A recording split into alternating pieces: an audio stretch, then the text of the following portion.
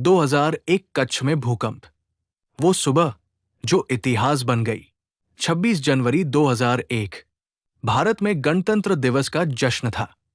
दिल्ली में परेड की तैयारी चल रही थी। स्कूलों में बच्चे झंडा फहराने को तैयार थे। लेकिन गुजरात के कच्छ में उस सुबह कुछ और ही लिखा था। आदाब, नमस्कार, सलाम। मैं यूएफ खिलजी हमारे चैनल दिल की अधूरी बातें में आपका स्वागत करता हूं। दोस्तों, आज की कहानी का जो मंजर है, 25 साल पहले जो गुजरात के कच्छ में जो प्रलय आया था, उसकी एक दास्तान है। कहानी को अंत तक जरूर देखिए। कहानी दिल तक पहुंचे तो हमारा चैनल को सब्सक्राइब जरूर करें, ताकि अगली कहानी आप तक पहुंच सके। हमें भी आपके सपोर्ट की जरूरत है। सुबह के ठीक 8:46 लोग अपने घरों में थे। कोई चाय बना रहा था, कोई रेडियो पर देशभक्ति गीत सुन रहा था, तो कोई बच्चे को स्कूल के लिए तैयार कर रहा था। और तभी धरती हिली। पहले हल्का कंपन, फिर तेज झटका, और फिर ऐसा लगा जैसे पूरी जमीन टूट रही हो। घर हिलने लगे, दीवारें फटने लगी, छतें गिरने लगी। लोगों को समझ ही नहीं आया कि हो क्या रहा है। किसी ने चिल्लाकर कहा, भूकंप, भूकंप। लेकिन तब तक बहुत देर हो चुकी थी। भुज, जो एक पल में उजड़ गया। भुज, कच्छ का दिल, सुबह की धूप में नहा रहा था। लेकिन कुछ ही सेकंड में वो शहर मलबे में बदल गया। बहुमंजिला इमारतें ऐसे गिरी जैसे रेत के महल हों।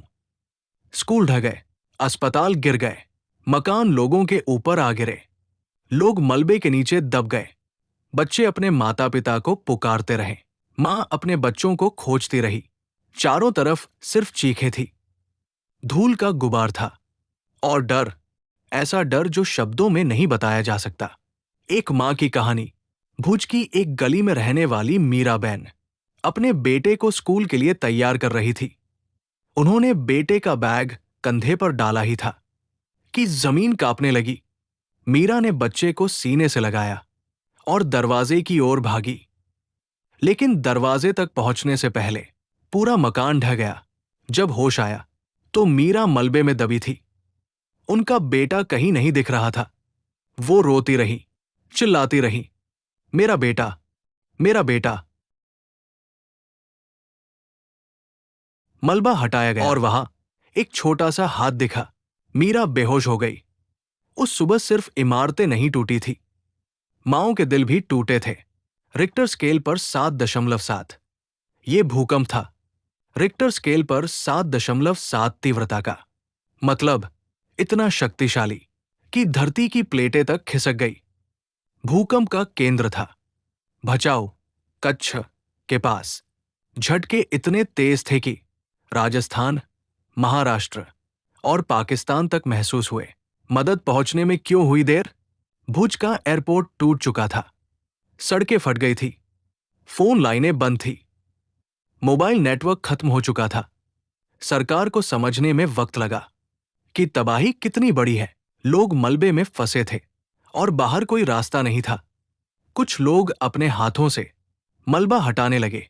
कोई फावड़ा नहीं, कोई मशीन नहीं, बस नंगे हाथ और उम्मीद।